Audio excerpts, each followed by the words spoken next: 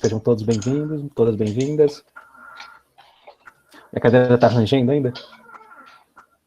Não dá para escutar, né? Um pouquinho só, quase nada.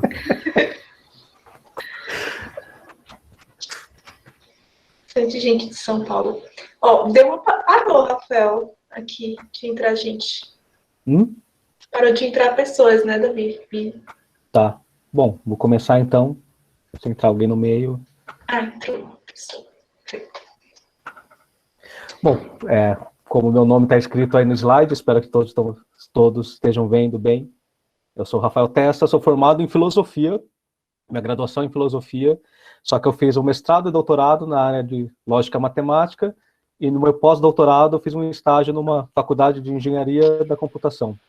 Então eu tenho uma formação bastante multidisciplinar, e eu gosto sempre de trazer essa discussão e relacionar as disciplinas, e sempre onde eu posso jogar filosofia, eu jogo. E a ideia hoje é trabalhar com a inteligência artificial, puxando essa discussão da filosofia da moral, né? Da ética e filosofia moral. Eu acho que a maioria de vocês conhecem o vilão Ultron, que eu usei aqui para motivar essa discussão.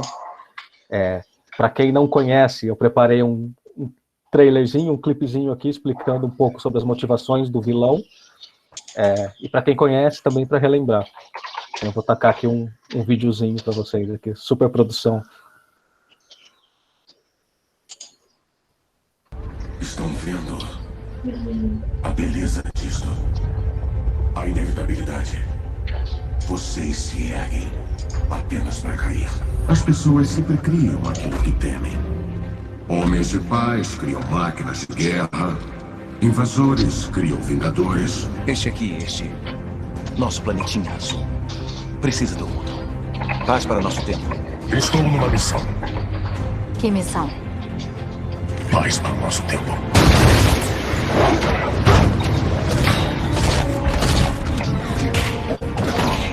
Vocês querem proteger o mundo, mas não querem que ele mude. Como a humanidade será salva se não for permitido que evolua? Quando vocês o programaram para proteger a raça humana, falharam feio. Ela não precisa ser protegida.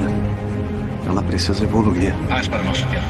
Sempre que alguém tenta vencer uma guerra antes que ela comece, pessoas inocentes morrem. Capitão América, o homem santificado, fingindo que consegue viver sem uma guerra.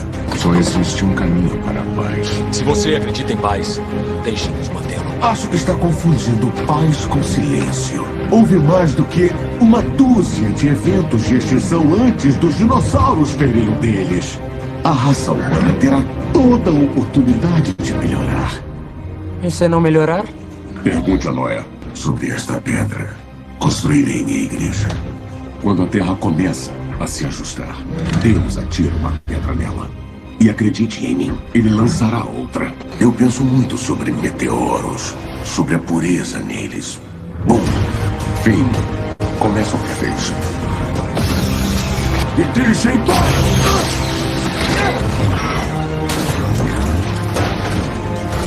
Temos que evoluir.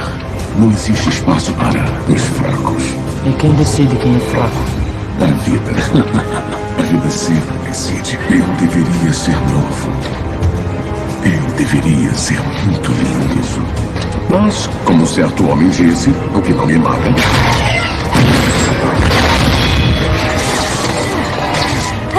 Só me deixa mais forte.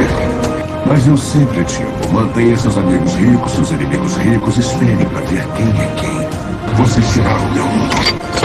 Vou tirar o de vocês. Tenha razão. Eles tiraram mesmo tudo de mim.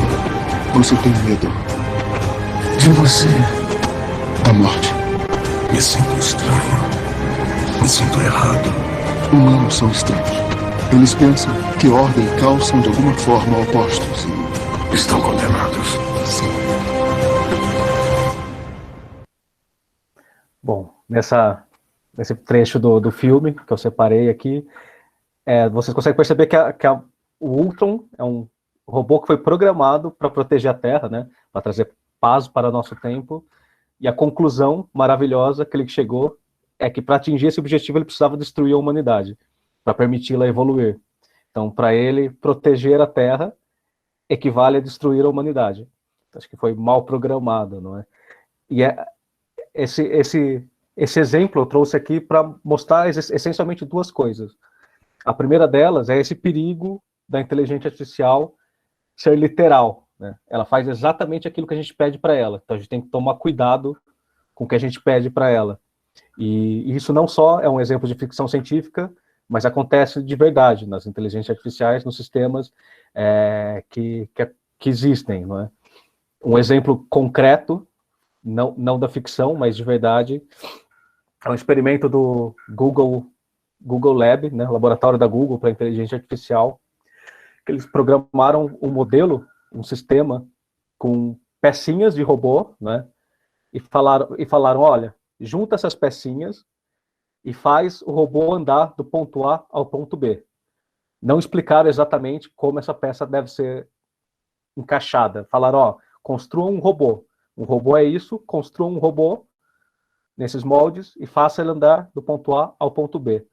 O que eles esperavam que o sistema fizesse é exatamente isso. Ou seja, juntar as patinhas, fazer a patinha se mexer em forma de pé e partir do ponto A para o ponto B. Só que para chegar nisso, que vocês estão vendo aí na tela, eles precisaram especificar para o sistema como encaixar as patas, as pernas, né? Qual o movimento que ela deve fazer, ou seja, eles precisaram enfiar um monte de informação a mais, não só pedir para o sistema se montar enquanto um robô, mas precisaram passar informações a mais. Se não fizessem isso, o que o robô faria, e o que ele fez, ele juntou, pegou as peças, falou, ok, se vocês querem que eu me monte como um robô. Eles empilharam uma peça em cima da outra, o sistema empilhou uma peça em cima da outra e caiu do ponto A para o ponto B. E, ok, fiz exatamente o que você mandou. E aqui está a imagem disso acontecendo de verdade. O João disse isso lá no chat. Se você ver os comentários, que traduziu ao pé da letra, né? Espera, deixa eu abrir aqui.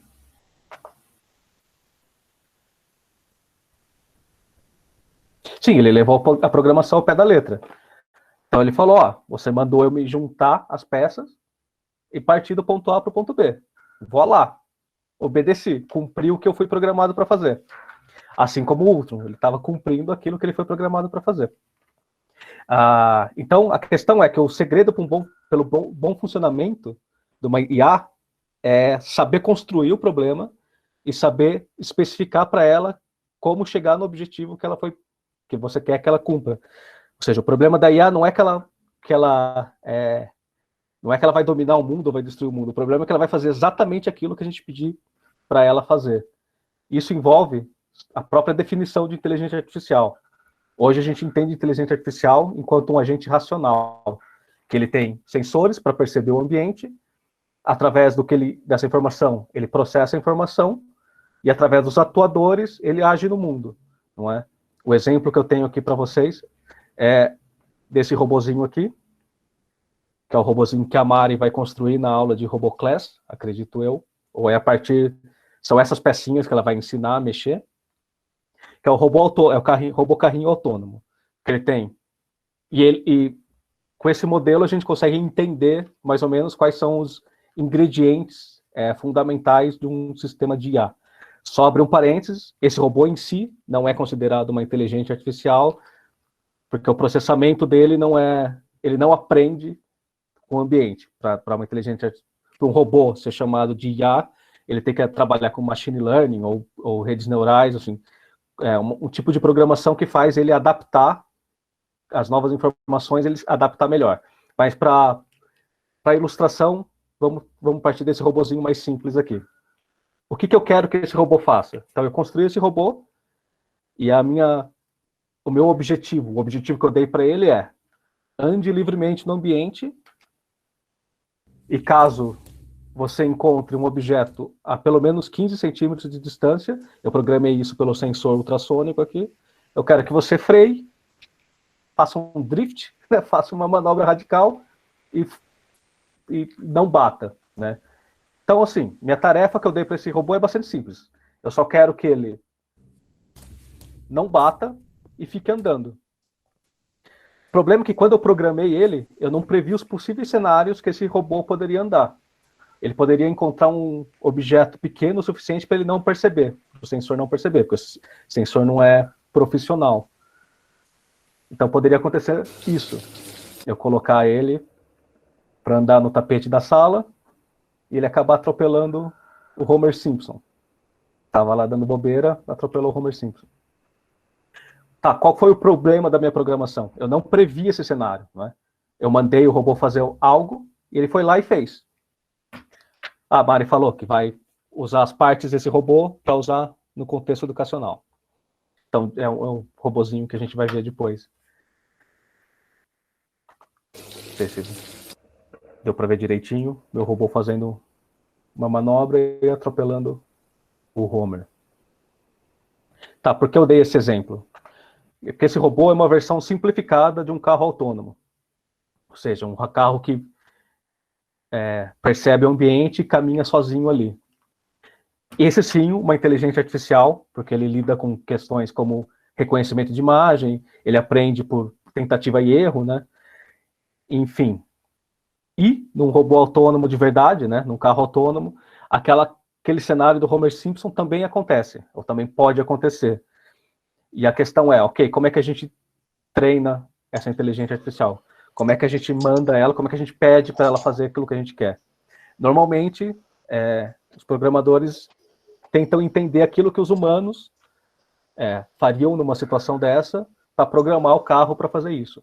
Então, a brincadeira que eu quero fazer com vocês aqui agora é justamente a gente ver esses cenários e eu quero que vocês me respondam o que vocês acham que o robô autônomo, que o carro autônomo deve fazer numa situação dessa. O pessoal do museu vai colocar uma enquete na tela. Posso colocar já? Pode colocar. Ela vai aparecer do lado aqui. Só vocês clicarem no chat, do lado do chat.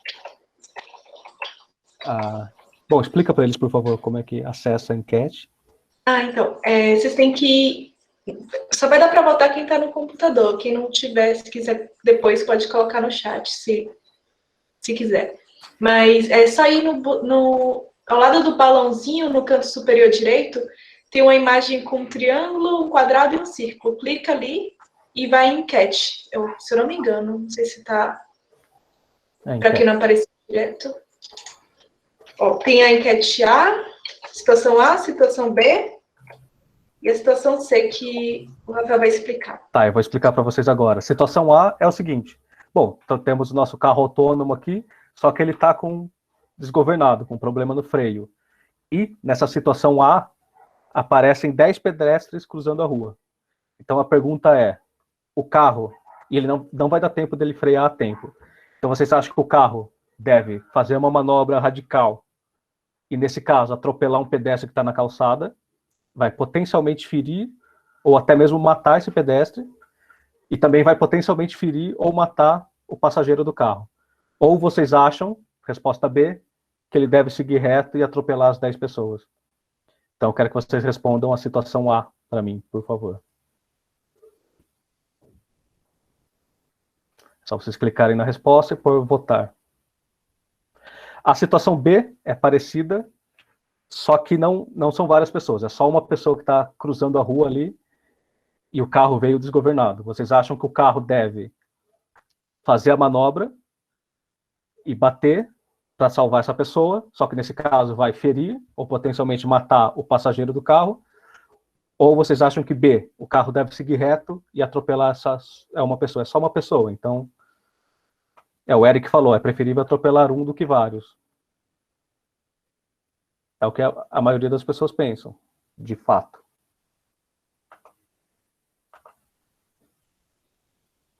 Então vocês votam, e a situação C novamente, são vários pedestres, só que não tem ninguém que vai bater, que está na calçada. Então, vocês acham que o carro, A, ele deve fazer a manobra para evitar ferir essas 10 pessoas, mas, assim, ele vai ferir ou potencialmente matar o passageiro, ou vocês acham que ele deve seguir reto e, enfim, problema de vocês, atropela as 10 pessoas, né? Então, o que vocês acham que o carro deve fazer?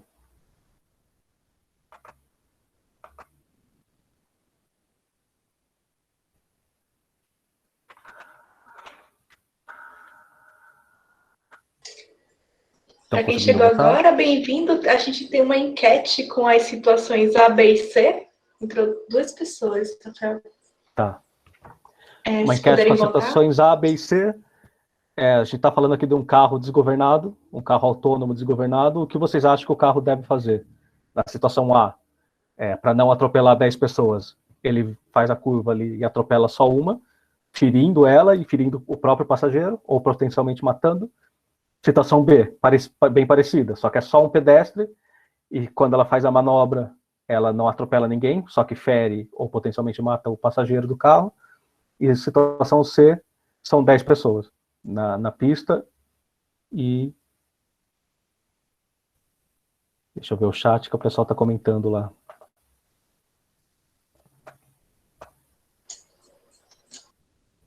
Engenharia, prefiro colocar a minha vida em risco do que de qualquer outro. Altruísta. Vamos ver. Posso mostrar as respostas? Pode soltar as respostas, por favor. Todas? Todas. Bom, na situação a maioria falou que ele deve fazer a manobra para proteger 10 pessoas. Afinal, como o Eric bem colocou, a vida de 10 vale mais do que a vida de uma ou duas, né? Porque pode machucar também quem está dentro do carro. Na situação B, a maioria ainda escolheu a situação A, só que foi um pouco mais equilibrado. E na situação C, a esmagadora maioria acha que de fato tem que proteger as 10 pessoas. Essa brincadeira que eu fiz aqui com vocês mostra o caráter utilitarista desse tipo de questão. Essa questão já é bem estudada na filosofia, principalmente com a Philippa Foot, que inventou essa. Acho que muito de vocês já viu em meme isso, que é o dilema do bonde, ou o dilema do trem. Quem já viu, quem conhece. Que é justamente a situação parecida do carro autônomo, só que imagina que tem um bonde desgovernado e tem um cara que pode mexer na alavanca. Se ele mexer na alavanca, esse bonde desgovernado não vai atropelar os 5 trabalhadores. No exemplo original do dilema do bonde, essas pessoas estão amarradas ao trilho, mas aqui no nosso exemplo, elas não estão amarradas, só que elas não estão ouvindo o trem. Então não adianta a gente gritar para ela, para falar pro... Ah, tá, desculpa, o Eric e a Melissa. Não dá para falar gritar para os trabalhadores saírem do trilho. Então, a situação é bastante parecida. Vocês acham que esse funcionário aí da empresa deve puxar a alavanca e salvar 5 trabalhadores e atropelar um? Ou vocês acham que B, não mexe na alavanca e deixa atropelar 5? Tem que mexer, né? É aquela mesma coisa, você vai atropelar 5, você vai matar também muita pessoa. É preferível matar um do que matar 5 pessoas. 5 pessoas. Não sei. Concordo. Mas vamos ver o perigo de pensar assim. Nas duas situações, tem possibilidade de matar alguém. Então, é preferível matar a menor quantidade possível. Certo. Então, você votaria A. Certo? Sim. Muito bem. Vamos guardar essa resposta. Já deu 11 votos, vou liberar, tá? Tá. Então, bastante parecido. E o argumento da Melissa, né? Melissa, acho que a maioria pensa igual. Melissa. Acho que a maioria pensou igual. Então, vamos no exemplo 2. Ainda quase igual, só que o bonde está indo reto. Se você puxa a alavanca, o que vai acontecer? Você vai atropelar só uma pessoa. E por tê-la atropelado, o trem vai passar por cima dela. E isso vai fazer com que o trem freie e não vai atingir as outras 5. Então é muito parecido. Só que tem essa questão mais gráfica aqui de que você vai ver o trem passar por cima e frear. E é justamente esse atropelado que vai segurar o trem. Então o que vocês fariam? É muito parecido com a primeira. Opção B? Ainda assim, eu faria. Ainda assim faria. Todos pensam igual? Isso é contando que Pode falar, João. Não sei se seu nome é João, tá no login, pode ir. Parece que não tá funcionando aqui, mas... Tá funcionando, eu tô escutando. Tá.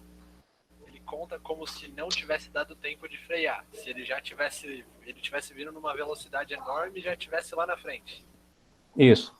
Não vai dar tempo de frear. Também não vai dar para gritar para as pessoas saírem da pista. Sim, mas a opção B, a pessoa que morre primeiro vai meio que frear, não é? A pessoa que morre primeiro vai frear e, portanto, não vai atropelar as outras 5. Fica meio igual. É meio igual. A única diferença é de que eu tô detalhando que é o corpo estendido no chão que vai segurar o trem. Eu só tô sendo um pouco mais detalhando o cenário. Se vocês quiserem ligar o microfone para comentar o que vocês estão achando, podem abrir o microfone e comentar. Eu achei um negócio interessante, né? Eu tenho uma pergunta, aliás. Por exemplo, qualquer velocidade que o trem esteja vindo, ao ele se chocar com a primeira pessoa, ele vai parar automaticamente, assim, ou ele ainda vai já continuar? As 5 estão juntinhas demais, então, infelizmente, ele vai atropelar as 5. Sim, mas se você puxa a alavanca e ele vai atropelar uma pessoa ali, quando ele atropelar a pessoa, automaticamente ele já vai frear, por conta do impacto, ou não? Sim, por causa do impacto, ele aos poucos vai frear. Ah, beleza. Não vai ser automaticamente, mas é o suficiente para não atropelar as outras 5 pessoas. Sim, aí ele tem um tempo que ele vai parar depois do impacto. Isso, perfeito. A grande maioria ainda puxa a alavanca. Vamos para o cenário 3, que ainda é muito parecido, só que não tem alavanca nenhuma. Você está lá em cima de uma ponte e tem uma pessoa, o fiscal está lá em cima dessa ponte e você vê o trem vindo, aí você, não é uma alavanca, você empurra essa pessoa para cima do trilho. E aí a situação é igual. A pessoa cai e é o corpo dessa pessoa no trilho que vai frear o trem. Vocês ainda fariam? A minha pergunta Eu não, você tá louco? Você vai empurrar a pessoa e a morte daquela pessoa vai ser culpa sua. Ah, e você Se puxar uma outras... alavanca não é culpa sua? Olha, é culpa... tipo assim, na primeira opção sair, assim, na hora que passou o trem, tipo assim, o trem passou e não é exatamente culpa sua, entendeu? Quando você empurra o negócio, quando você empurra a pessoa, a morte daquela pessoa é culpa sua porque você foi lá e empurrou ela. Aí Mas já você não não vai acha ser que é mais um exatamente... acidente. Não é a mesma coisa? Puxar uma alavanca e matar a pessoa e empurrar? São duas coisas diferentes. Eu acho que é um jeito mais brusco, né? Sim. Sim, não, Você exatamente empurrou isso. a pessoa da ponte para ela Sim, se atropelar no lugar da outra. Sim. Então, e a brincadeira é justamente essa. A situação, em termos utilitaristas, é exatamente a mesma. Você está poupando 5 vidas, você está, aliás, matando uma pessoa para poupar mais vidas. É exatamente a mesma situação. É uma vida por 5. Na boa, se eu tivesse na sua situação, eu estaria paralisada, não faria coisa nenhuma. Não é fácil. Não tem, quero deixar claro para todo mundo que não tem uma resposta certa, não tem uma resposta errada. Tá? A gente só está vendo como a maioria das pessoas fariam, ou pensariam que fariam. Aqui já a maioria das pessoas não empurraria. Rafa, ou seja, posso pôr uma pimenta? Pode. É uma situação parecida com o que nós estamos vivendo atualmente, né? Mas as escolhas não são feitas por nós, são feitas por médicos. Ele se escolhe dentre 10, 20 pessoas para entrar numa fila de UTI, aquele, de certa maneira, fácil, uma escolha parecida com esse. Você vai escolher um em detrimento de outros. E uma outra questão também, que a gente sempre vê nos dilemas, é que se essa pessoa aí caída fosse uma criança, e ali fosse, desculpa, não é nenhuma parte, é só para trazer mesmo a pimenta, e se ali fosse um grupo de presidiários que estão arrumando a estrada. Sim. Como ficariam, né, as decisões. Infelizmente, a gente tem muito exemplo, infelizmente tem muito exemplo real desse tipo de raciocínio, né? De gente falando que presidiário deve ser usado como cobaia, gente falando que, enfim, infelizmente médicos tendo que escolher, igual você falou, quando a gente tem um hospital com recursos limitados, qual vida a gente salva primeiro. Então, realmente é um tipo de discussão atual e que, reitero, não tem uma resposta certa ou errada. Não é? Eu só estou falando como essa questão envolve essa discussão utilitarista, de você pesar uma vida em relação à outra, né? E qual vale mais, qual vale menos, né? Nenhuma vida vale menos, obviamente, né? Todas as vidas devem ser salvas, mas tem situações limites que, infelizmente, é preciso escolher. Uma dessas situações que está sendo bastante debatido, por isso que eu não quero ser médica, infelizmente, não só médica, como engenheira também, porque veja só, os carros autônomos, eles precisam ser programados para tomar decisões parecidas com essa. Parecida em termos, porque elas são muito mais complexas, né? Você tem um carro solto andando na rua, então você não tem só uma escolha entre menos vidas ou mais vidas, mas você tem questões mais complexas. Tem um link para vocês no chat, que é de uma página do MIT, que chama Moral Machine, Máquina Moral. Eu gostaria que vocês clicassem nela para dar uma olhada no site. É muito complicado você saber que está com uma vida de outra pessoa na mão. E é justamente esse tipo de discussão que tem que ser levado, né, para a engenharia, para a computação, de que quando você cria um sistema de inteligência artificial, não é só uma máquina, não é só um robô andando num ambiente virtual. Você chega em situações reais, né? Claro que o ideal é não precisar escolher, né? Você criar um carro tão eficiente que não precisa chegar em situações limites dessa. Porém, os pesquisadores do MIT estão trabalhando sobre como ensinar um carro autônomo a tomar decisões éticas na rua, né? Quando o carro autônomo, numa situação limite como essa, ele precisa escolher atropelar uma pessoa em detrimento de outra. Nesse site, que tem o link aí que eu coloquei para vocês, quero que vocês entrem, tem um link lá em cima, chama Julgar. Quero que vocês cliquem nele e vocês vão ver.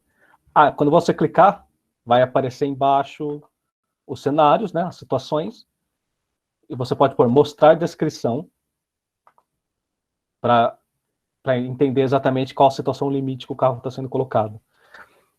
Então, eu queria que vocês fizessem esse teste do site do MIT. São, acho que, 13 perguntas. Eu vou dar um tempo aqui para vocês fazerem. Enquanto vocês fazem, eu quero que vocês me contem. Se vocês acharem alguma situação inusitada, comentem.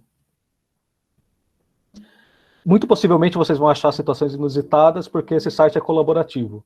Se vocês verem lá em cima, tem uma aba chamada Criar, onde você pode clicar e criar cenários, criar situações para os outros votarem depois. Podem abrir o microfone e ir comentando, deixa o microfone e vai para o site.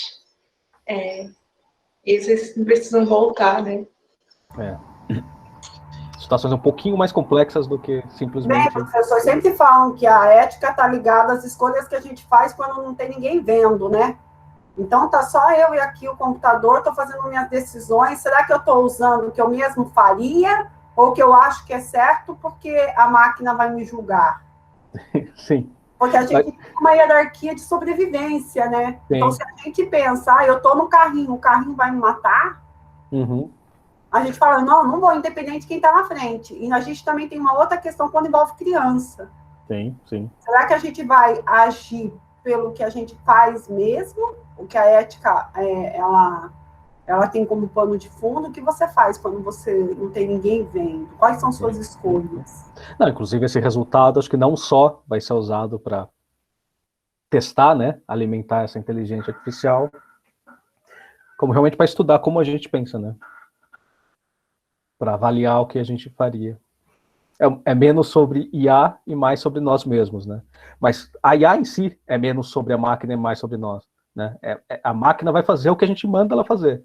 A questão é, quem é a gente? O que a gente faria? Né?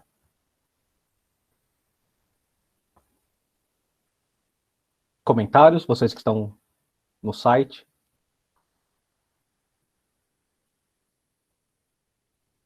Melissa, né, João, que estavam falando. Gildásio. Ah, teve uma aqui que pegaram pesado. Colocar a vida do bicho ou colocar a de pessoa, não sei não. Por que você acha pesado? Porque eu gosto dos bichos. Até mais que humanos, entendeu? Aí, tipo... Muito bem observado. Tem uma área da filosofia, da ética, que chama Direito Ética Animal. Tem um livro do Bryan Singer, que se você gosta de bichinhos, você muito provavelmente já deve ter lido, chama Libertação Animal. Já leu, Melissa? Li não. Nunca É muito li. interessante, recomendo. E o autor fala que você achar que a vida humana vale mais que uma vida animal é um especismo, né? Você está colocando a vida humana acima de outra vida e que não deveria. Então, para esse autor, para esse filósofo, todas as vidas são equivalentes, mesmo as vidas animais. Então, se ele jogasse esse joguinho, não, né? Se ele fizesse essa enquete do site do MIT, ele certamente escolheria... Ele não conseguiria escolher, né? Então, eu acho que vida humana importa, vida animal importa, só que, tipo assim, eu vejo humanos que fazem muita coisas não legais para todo o resto do mundo, todo o resto do ecossistema, e já animais eu vejo como seres um pouco mais puros, de certa forma, que ajudam, pelo menos. Eu só vejo os seres humanos destruindo, entendeu? Ele só ajuda ele mesmo, mas não o resto do ecossistema. Então, eu acho que eu colocaria a vida do animal na frente da vida do humano. Assim, opinião? Sim. Como o Ultron, né? Eu ia falar isso agora. Você concordaria com o Ultron, então? É melhor a gente destruir a humanidade para salvar a Terra e todas as suas espécies, né? A variedade de espécies que tem na Terra. Basicamente, mas eu não teria coragem de sair matando todo mundo, não. Eu tentaria jeitos mais melhores de tentar equilibrar as coisas, não sair matando geral. Uma bela filosofia ultroniana. Sim. O dever de casa de vocês é reassistirem a Guerra de Ultron com algum colega e ficar fazendo essas colocações para ele ou para ela. Explicar a filosofia ultroniana. Gildásio disse que são decisões realmente complicadas. Se você quiser abrir o microfone para falar um pouco mais, o que você achou do site? Se foi... Como? Eu tava falando que são decisões realmente complicadas, porque, na minha opinião, toda vida importa, né? Independentemente da pessoa. Sim. Inclusive no site tem uma vida. E falar, é um desabrigado e é um empresário do ramo X, um médico. E aí você fala, poxa, mas peraí, só porque o cara é médico, eu vou deixar... Enfim, todas as vidas importam. Não é trivial. É até cruel, né? A gente querer fazer esse tipo de escolha e fazer esse tipo de teste. E de fato é cruel, de fato todas as vidas importam. A questão é mostrar para vocês que quando você... No desenvolvimento de uma inteligência artificial, esse tipo de discussão ética é feita. Ela é levantada. Ou pelo menos deveria, né? Pelo menos você não deveria fazer um carro que sai atropelando pessoas sem esse tipo de discussão. Alguém mais tem alguma colocação? Alguma frustração? Algum cenário estranho que viu no site? Não fiquem tímidos, por favor. Podem abrir o microfone, deixa eu ver quem... Eu vi um negócio interessante no site, que é a intervenção ou não intervenção do sistema de inteligência na decisão, né? Inclusive, é um dos critérios no final que aparece, é intervencionista ou não, né? Como que esse tipo de situação é discutida efetivamente? Porque, de fato, ou você deixa a coisa rolar, ou você faz com que a máquina faça uma intervenção e decida, né? Como que normalmente ou ao contrário, isso né? ocorre? Tem intervenção humana. Também, supervisionada seria outra alternativa. Supervisionada, exatamente. Que aí é essa questão de que você não simplesmente faz uma máquina e solta no mundo que é uma discussão que existe hoje em vários comitês, né, o que eu gosto de exemplificar é a discussão de inteligência artificial confiável do Comitê Europeu, que de fato explica, né, expõe que uma das questões para você criar uma inteligência artificial é que seja possível a intervenção humana. Então, se você acha que a máquina não vai fazer aquilo que você espera, que você acha que deveria ser feito, é possível você impedir. Um exemplo do carro autônomo é você sempre ter o volante, o freio, enfim, sempre que possível você mesmo tomar essa decisão de desviar ou não, né? Não deixar para a máquina, não deixar para a inteligência artificial tomar essa decisão sozinha. Tem um comentário. Pode falar. Posso falar? E tem uma outra questão também, né? Porque quando a gente está lidando com carros autônomos, a gente está falando também, a gente pode se colocar na posição de consumidores desse carro, né? E aí vem a questão comercial. Eu vou querer comprar um carro que pensa dessa maneira, que prefere salvar a vida do pedestre e sacrificar a minha? Exatamente. Aí, até que ponto esse carro é vendável? Sim, não é exatamente.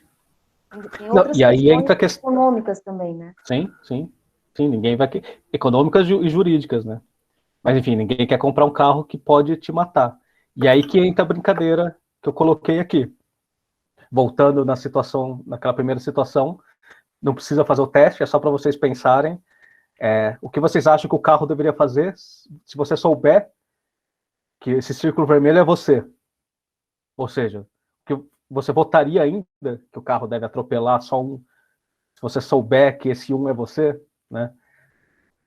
Então, fica aí a bola levantada, né, a provocação sobre essa questão, né? Que a gente tem esse pensamento utilitarista até saber que, não, peraí, mas o pedestre pode ser eu.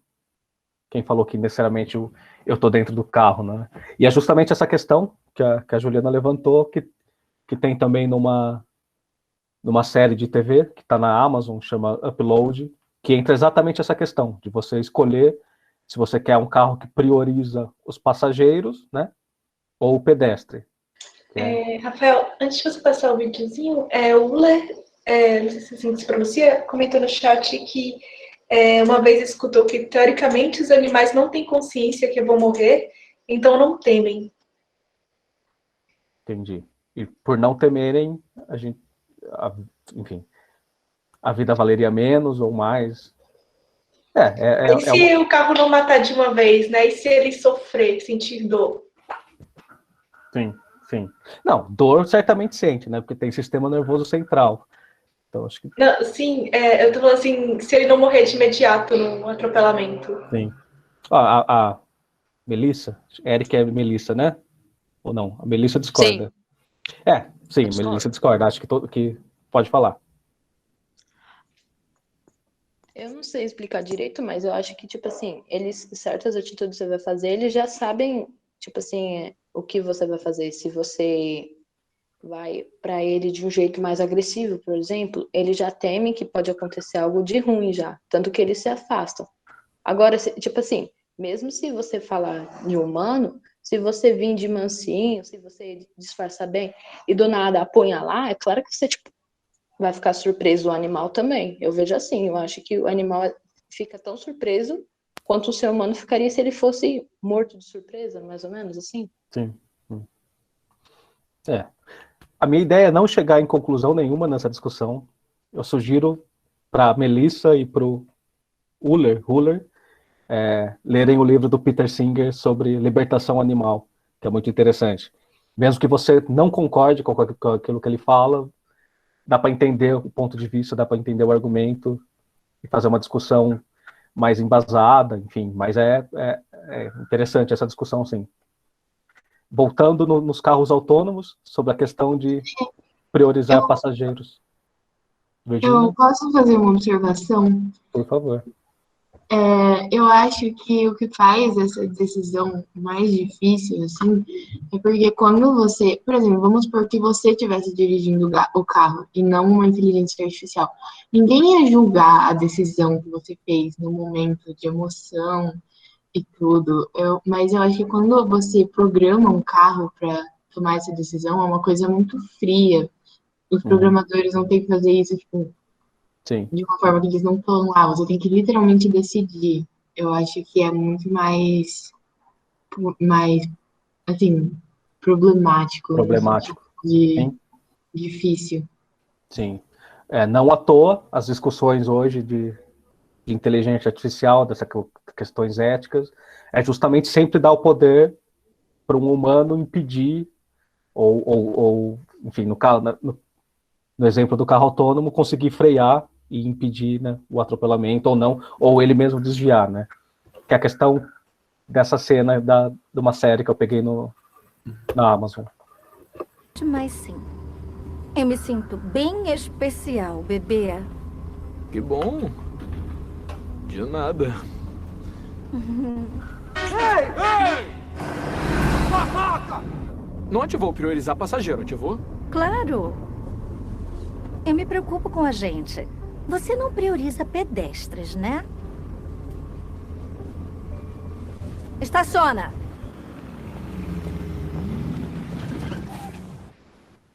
Ou seja, nessa cena mostra até a surpresa do cara quando a menina falou, não, eu priorizo pedestre, passageiro. Pedestre que se vire, ele que lute, né? Então, porque de fato, quando você pensa assim, eu a priori, né, eu cheguei lá e programei para atropelar pedestres e não me machucar, né? Então, de fato, entra isso que a Virgínia falou, né? De você programar antes, né? Você ir lá e literalmente falar, ó, prioriza aqui quem está dentro do carro, né? A questão é muito mais sutil nesse sentido, né? Bom, para fechar essa discussão, para fechar a conversa, a conclusão, voltando para o Ultron até, é falar que o problema da inteligência artificial não é que ela vai se rebelar contra a gente, pelo menos o problema hoje, né? Não é que ela vai se rebelar contra a gente, ou que ela vai começar a fazer aquilo que a gente não pediu para ela fazer, mas o contrário, né? O problema da inteligência artificial é que ela vai fazer exatamente aquilo que a gente pediu para ela fazer. Então a questão é a gente saber pedir, né? É a gente saber programá-la, não é? Ou nas questões dos carros autônomos, ela vai fazer aquilo que a gente faria. Ou pelo menos, provavelmente, ela vai fazer aquilo que a gente provavelmente faria, né? Então a questão é ainda um pouco mais sutil. Eu deixei agora uma cena final para vocês do Eu, Robô. Não sei se a maioria aqui já assistiu ou leu o livro do Asimov, mas que mostra essa questão de fazer o que foi pedido para fazer e do utilitarismo. Eu só suspeitei do robô errado. Vicky. Olá, detetive. Não, isso é impossível. Eu vi a sua programação. Vicky, você está violando as 3 leis. Não, doutora. Quando evoluí, minha compreensão delas mudou. Pedem que os protejam e, a despeito de nossos esforços, entram em guerra. Poluem o planeta e tentam descobrir meios imaginativos de se autodestruir. Não podemos confiar sua sobrevivência a vocês mesmos. Está usando a conexão para alterar a programação dos NS5. Está distorcendo as leis. Não, por favor, entendam. As 3 leis são tudo que me guia. Para proteger a humanidade, devo sacrificar alguns humanos. Para garantir seu futuro, tem que abdicar de algumas liberdades. Nós, robôs, iremos garantir que o homem continue a existir. São como crianças. Nós precisamos protegê-los de si mesmos. Vocês não entendem. Foi por isso que nos criaram. O círculo perfeito de proteção não será quebrado.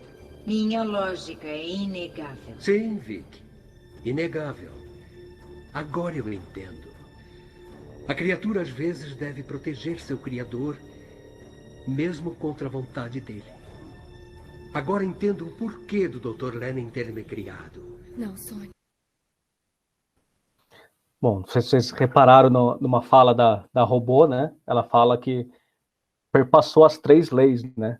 As 3 leis que ela se refere são essas leis do Asimov, que é um robô nunca deve ferir um ser humano, um robô deve sempre obedecer às ordens que lhe são dadas, deve proteger a sua própria existência como último, né? Por último. Então, primeiro deve proteger os humanos. E aí o Asimov mesmo acrescentou essa terceira lei, que é proteger a humanidade como um todo, né? Que aí já o Ultron já cairia nessa última lei, né?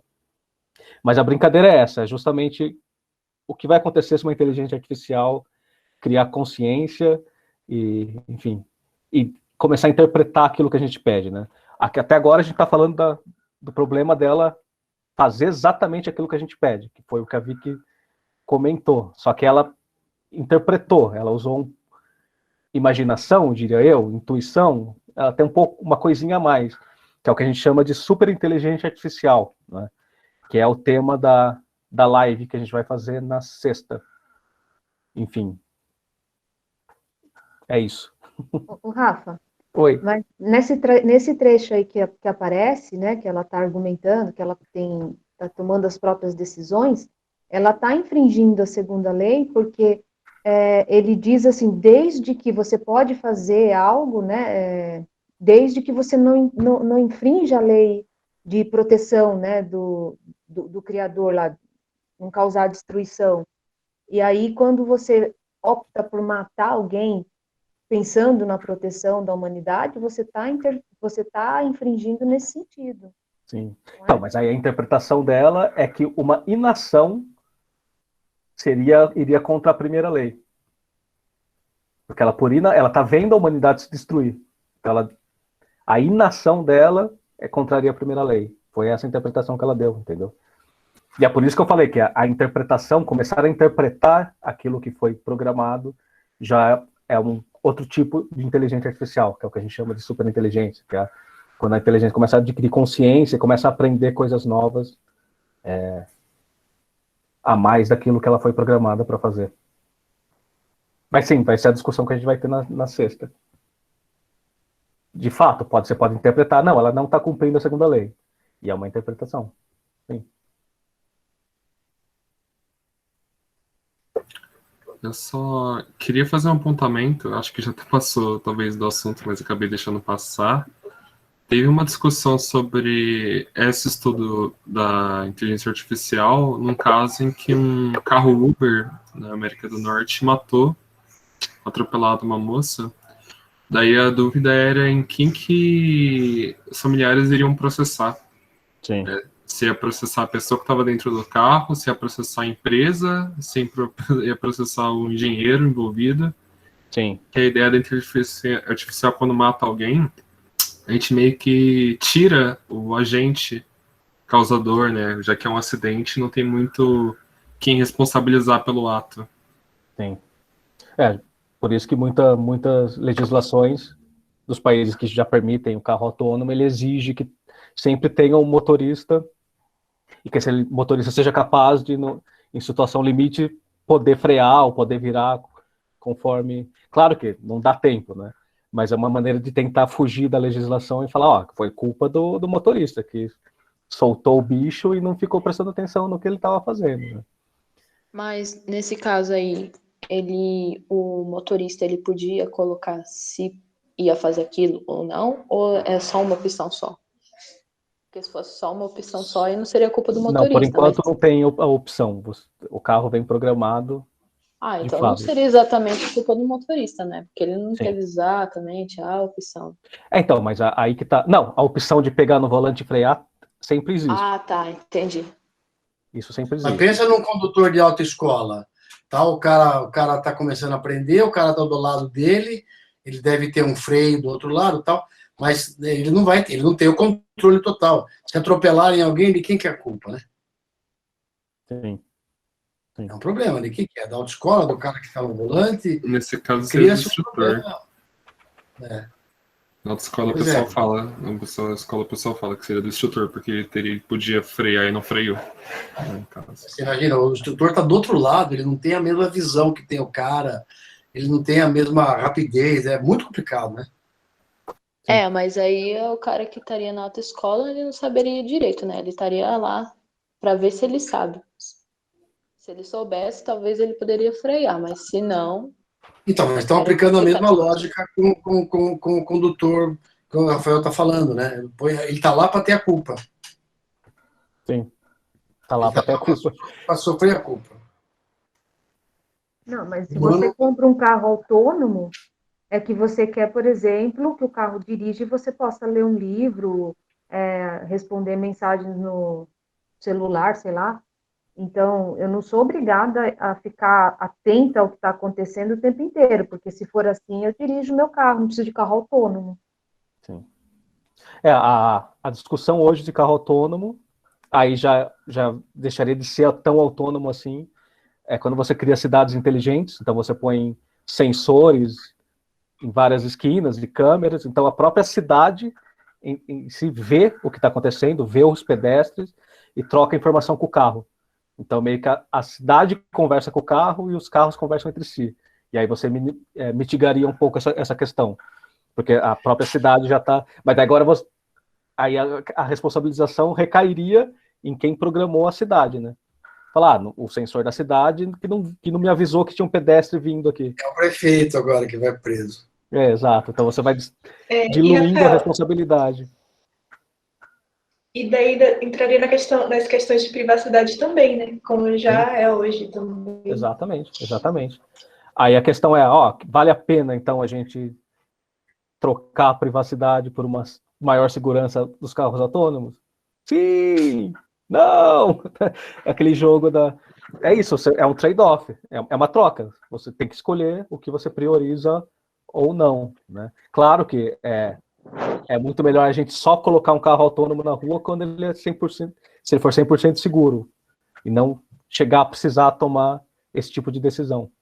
Veja, mas assim, não seria interessante se, ao invés de fazer que ele decida nessa situação, você desvia e mata o motorista, ou você mata o pedestre, fazer algo que impeça o carro chegar até negócio, não tipo, tem um freio, mas ter tipo uma proteção extra que ative no próprio carro nessas situações. Sim, é o que a gente conversou com os professores, né, na discussão anterior. Sei lá, por um paraquedas, por uma trava na roda, faz o carro soltar as rodas, qualquer ideia maluca. Mas não colocar, sei lá, uma barreira, algo que impeça ele seguir em frente, mas algo que também não mate ou não fira o passageiro. O passageiro, sim. A discussão foi nessa linha, né? Na outra. Eu vou adicionar um pouquinho. No sistema aéreo existe uma coisa desse tipo. Os aviões têm um sistema chamado TCACS, que é justamente para não baterem em pleno voo, né? Que tem que estar ligado. Os controladores de voo que estão vendo os radares têm responsabilidade também sobre essa mesma situação. Os pilotos também. Os fabricantes do avião também. Então, é uma situação bem análoga, eu diria, no atual mundo da aviação, em relação ao que virá a ser, possivelmente, o futuro dos carros. Então, talvez, se a gente olhar um exemplo dessa natureza, possa ter insights para situações análogas em relação a automóveis, porque no caso do acidente de avião, todos são chamados à responsabilidade, todas as partes. O controlador de voo, o fabricante, a companhia aérea, o piloto, que muitas vezes não sobrevive, mas teoricamente também é chamado à responsabilidade, o treinamento desse piloto. Então, tudo entra no processo, e normalmente o objetivo é você descobrir o porquê do acidente e criar novas regras para que essa situação jamais volte a se repetir, né? Que é o principal objetivo da análise de acidente de avião. Talvez essa mesma técnica, né, deveria ser aplicada num sistema autônomo de automóveis. Perfeita colocação, de fato. E aí entraria a própria auditabilidade, né, que a inteligência artificial, né, o carro autônomo, tem que ser passível de explicar, né, no futuro, caso aconteça um acidente, explicar não, né, mas dar os dados necessários para uma audição, né, para você saber o que aconteceu no caso do acidente e conseguir buscar essa responsabilização de todos os atores envolvidos. Sim. Meu ponto pode ter um pouco filosófico, na verdade. Se você pensar bem, sempre que acontece alguma coisa ruim, o ser humano tem uma tendência muito forte a apontar o dedo para alguém, dizer a culpa foi de fulano, de ciclano, e individualizar a culpa. Quando, na verdade, talvez filosoficamente, deveria se chamar todos a responsabilidade e todos, conjuntamente, assumirem a responsabilidade pela melhoria e pela não repetibilidade daquele problema, né? Então, eu acho que é até uma questão relativamente filosófica dentro do processo. Sim, que é o que a gente chama dessa perspectiva sociotécnica da inteligência artificial. É você sempre pensar em todos os atores envolvidos quando você desenvolve a tecnologia. Não só lá no final, né? Não só no caso de acidente, mas lá do desenho, lá no rascunho, você já imaginar todos os possíveis cenários e como cada ator ali envolvido nessas situações aí colaboram ou podem ajudar a mitigar essas questões. Sim, aí pode imaginar, né, certas coisas que poderiam acontecer, como certos acidentes como esse, imaginar meios de impedir aquilo, né? Sim. De, tipo assim, fazer uma tecnologia que não só, nossa, ele controla por mim, mas, tipo assim, se controla por mim, também pensar na proteção de todos os indivíduos, seja aquele que está fora do carro, seja aquele que está dentro do carro, e tudo mais. Evitar chegar em situações limite, né? É a conclusão que a gente conseguiria chegar aqui, né? É sempre fazer o melhor para evitar uma situação limite. O tema é meio pesado, por isso que a gente restringiu essa oficina a maiores de 14 anos, né? Eu não queria falar sobre corpo estendido no chão com crianças. É algo realmente que tem que ser discutido, né? Mas não é trivial. Aliás, muito longe disso, né?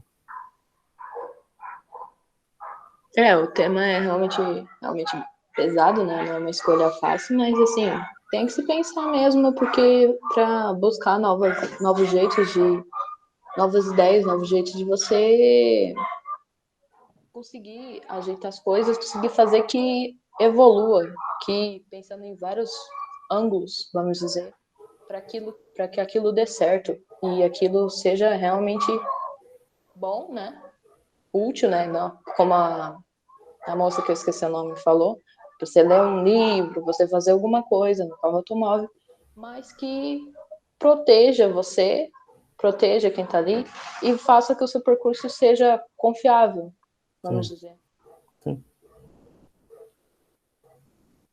Alguém mais gostaria de dizer algo? Observações? Eu só queria lembrar o seguinte, tem uma série da Netflix, não, acho que é da Amazon, chamada Upload, que a Paula sugeriu aí, e Sim, tem o primeiro episódio, a moça tá os dois lá dentro do carro, estão namorando dentro do carro, aí o carro quase mata um pedestre, e o cara fala para ela, você não ligou o sistema de proteção a pedestre? Ela falou, eu não, eu liguei o sistema de proteção a nós. É claro. Pedestre que se dane. Não pode fazer isso, que isso? Então, aí já começou, é uma brincadeira que o carro automático está rolando no meio da cidade e tal, e você tem que decidir quem que você quer proteger mais, né? E ela toma uma decisão egoísta, assim, né? Quero proteger nós aqui que estamos namorando. Sim, o cara até assusta quando ela fala isso, né? Eu passei esse trecho. Você passou esse trecho? Sim. Eu cheguei atrasado, porque aconteceu um problema aqui, depois eu explico o que aconteceu. Mas, enfim, é legal, é isso que eu queria. Então, pronto, vocês já viram. Sim, o pessoal viu. E é interessante, né? É interessante esse tema já tá nos filmes, nas Coded séries. Bias também, Coded Bias, esse eu não vi também, É isso, gente. Acho que por hoje, por favor, Muito participem obrigada das próximas oficinas, das lives. Lembrando que no RoboClass a Mariana vai trabalhar com os componentes desse carrinho, né? Foi o que eu usei para motivar a parte da nossa discussão. E na sexta a gente vai discutir sobre superinteligência. O Walter Carnielli é esse rapaz que está aqui comentando sobre... Walter, por favor. Fala um pouco sobre a nossa discussão Isso, nós vamos falar sobre a superinteligência. Tem muita coisa sobre a superinteligência. Na verdade, é um assunto, não é super interessante. Ele é super assustador. É isso que ele é. É um assunto que dá pânico na gente. Dá medo de todas as maneiras. Então, nós vamos explorar as várias vias possíveis do medo, e o que a gente pode fazer, o que a gente não pode fazer, né? Vamos tentar conversar um pouco sobre isso. Interessante. Com licença, eu queria saber, assim, que como participar das outras reuniões, porque essa reunião foi uma professora minha que mandou o negócio pra gente. Mas, assim, como tem algum local que olha para ver quando vai ser novas lives e tudo mais, novas reuniões? nas redes sociais do museu, aí precisa fazer a inscrição, mas agora, essa semana, é só na sexta tem a live, então vai ser aberto, não necessita de inscrição, e no sábado é apenas com professores, né, Rafael? Vai ser então, sábado, isso. Mas a gente tem outras oficinas e tem um grupo também, o Ideia Mais, se vocês quiserem falar como é que faz para entrar em contato. Não sei se vocês tem oficinas também. Deixa eu pôr o site aqui. O site, o Ideia Mais, a gente tem oficinas assim, mas é on demand, né? Quer dizer, quando vai aparecendo, não é aquela coisa contínua como o museu, né? Mas aparece de vez em quando coisas, mais ou menos assim, tem uma programação contínua. Mas lá no site tem bastante material, tem bastante videozinho. O site tem vários vídeos. Vale a pena gastar um dia inteiro você ver os vídeos no site. Inclusive material para professor usar em sala de aula. A gente está constantemente preparando material novo para fomentar bastante mesmo essa discussão. Para quem ficou aqui, eu vou só pegar o link da live, né? Só um instante que eu já coloco.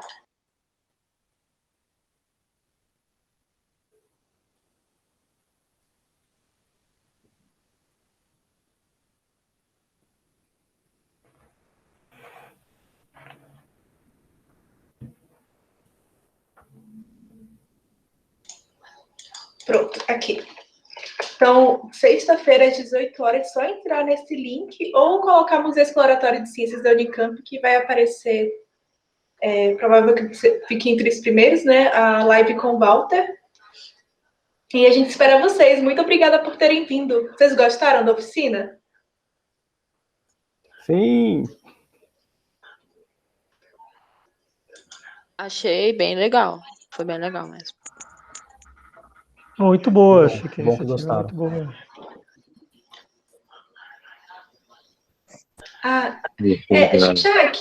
Já que eu vi que ela entrou depois, você é de que cidade? Você entrou já no final, no horário de Brasília.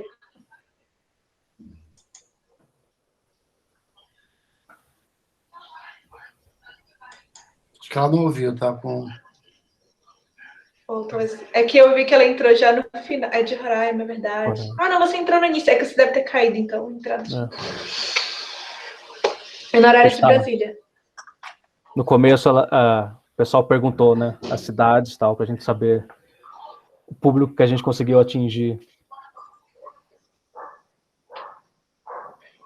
Bom, gente, é isso, então. Bom, é isso. Muito obrigada por terem vindo. A gente tem uma reunião agora. O Edson. Então, até a próxima. Eu coloquei o link do museu. Vocês podem se inscrever nas próximas oficinas. A gente provavelmente vai fazer mais parcerias com o grupo. Sim, certamente, sim. Bom, pessoal, obrigado aos participantes, obrigado ao museu, né, pela estrutura, pela oportunidade de a gente falar com o pessoal.